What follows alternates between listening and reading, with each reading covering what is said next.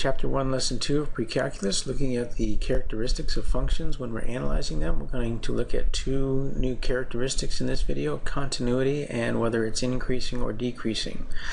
Continuity comes from the word, or sounds like the word, continuous, and that's exactly what it is. We want to look at the graph and determine, is it continuous? And that means for every x value, there's a y value that goes with it. There's no place where it would come apart. There's no restrictions in the domain, and there are no y values that are missing in the range. And one way to think about it is to ask yourself, can I draw the graph without picking up my pen or pencil? And so if you can draw the graph, the entire thing, without ever picking up your pencil, then it is continuous. If at any point you have to pick up your pencil and jump down, up, or across, or anything like that, then it is considered discontinuous. And so you just ask yourself that question, can I draw it without picking up my pencil? If it's yes, then it's continuous. If it's no, then it is discontinuous. Now there are two types of discontinuity that they talk about in the book. It's called removable and non-removable. Removable simply means that I could repair the place where I have to pick up my pencil. I could repair that with a single value. In other words, one x value would give me one y value that would patch that hole, so all of my x values would be used and all of my y values would be used. That would be considered removable. It's like taking something out. A non-removable would be a place where you couldn't just patch it with one single x value and then get one y value that would patch that hole up. You would need more than that. So that would be non-removable. Picture it like this. Most non-removables are asymptotes. If you have an asymptote, you see here the graph goes down here. I have to pick up my pencils and then draw it up here. There's no way I could just put like one point here that would then fill in that gap. So this would be considered a non-removable discontinuity. Here, oh, fine, thank you. And here we have a non-removable as well because the asymptote, there's no one value that could fix that. In this graph here, yes, I know, thank you. In this graph here, we have this hole right here and this hole. Now, that means this x value is not being used. However, if I were to substitute a value in for x, if I could patch that with a single y value, with a single x value, all of my y values would then be used because this would take the place of the only one that's missing. So because I could patch it, that would be considered a removable discontinuity. And also, yes, thank you. And also here you have a line, there's one little hole, I could patch that with one value, therefore that would be considered a removable discontinuity as well. Okay?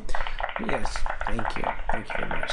So those are removable and non-removable discontinuities. So that's what we're talking about when we're talking about continuous or not continuous.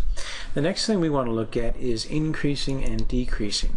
Now when we're talking about increasing and decreasing, we're looking at the y values, right? What happens to the y values as you change your x value? So as you move from left to right, you put in an x value, what's the y value? As you put in the next x value, what happens to the y values?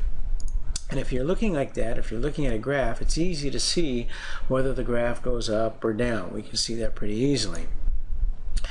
You can look at this exploration if you want on page 93, but numerically, on any interval, it's increasing if you put in a new or a positive x value, then that produces a change in the positive change in the y. In other words, if I go to the right, then my y value goes up. So as you move to the right, the y values continue to go up. That's what an increasing function is. Decreasing means when I go to the right with my x values, the y values are coming down. That would be decreasing. Constant would mean if I changed and I went to the right with my x values, the y values stay the same. So y values, a constant, is going to be a horizontal portion of the graph. Increasing will be when it's going up, and decreasing will be when it's going down. Now it's very important here to understand this, that when we're asking is it increasing or decreasing or constant, and we're asking for the interval, we're looking for the x values, not the y values. The interval is the x values for which the y values are going up, down, or remaining constant. So to look at a few examples, we want to know or to give the intervals on which the function is increasing, meaning the y values are going up, any interval on which the y values are decreasing, or any intervals on which the y values remain constant. So again, we're looking at what the y values are doing, but our answer is going to be the x values on which those y values are doing one of these three things. So if I look at this absolute value function, I notice if I move from left to right along the x-axis, as the x values are getting larger or going towards a positive direction, the y values are coming down. So because the y values are coming down, that means the function is decreasing. So when I give my answer, I'm giving my answer giving the x values for which the y values are decreasing. So the x values starting out here negative infinity, as I start out here and I move up towards 0, that's when the y values are decreasing. Now, starting at 0, as the x values continue to go this way, the y values you see are now going up. So in this part of the function, the y values are increasing. So again, the y values are going up, but what is the interval, or the x values, on which that is happening? So they are happening as x starts at 0, and as x goes up into positive infinity, these y values are going up. So these would be the two intervals on which the function is either increasing or decreasing. In this next example, we see the graph as coming down, the y values are decreasing to here, and then right about here at this x value, the y values turn around and they start going up, and then right about here at this x value, the y values then turn around and go back down. So the intervals that I want to give are, when are they increasing, decreasing, and constant? Well, they're increasing starting from here all the way over to here. So as the x values, beginning at the x value of -2 all the way to the x value of 1, the y values are increasing or going up. Now they're decreasing as the x values are out in negative infinity, and they're coming this way all the way up until I get to 2.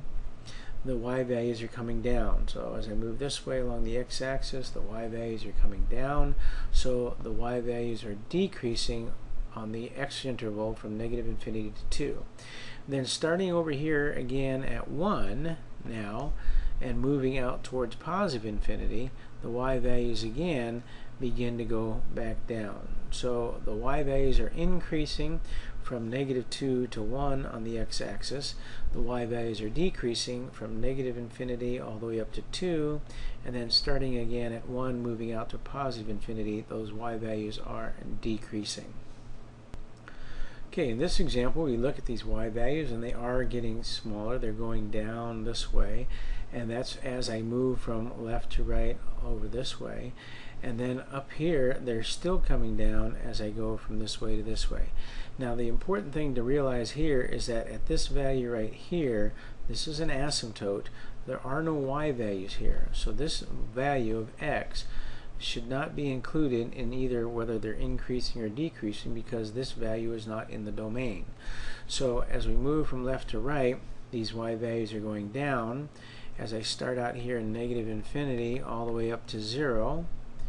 Okay, they are decreasing, and then as we jump over the asymptote and starting on the other side of 0, the y values are still going down, and so the entire time those y values are decreasing. So this function is decreasing on its entire domain. Okay, so those are some examples to give you an idea of how to do those. Just remember the most important thing here is that this answer that you're giving, these are the x values, okay, where this is happening to the y values. This tells me what the y values are doing. This tells me where along the x-axis that those y values are doing that. So make sure you keep those separate.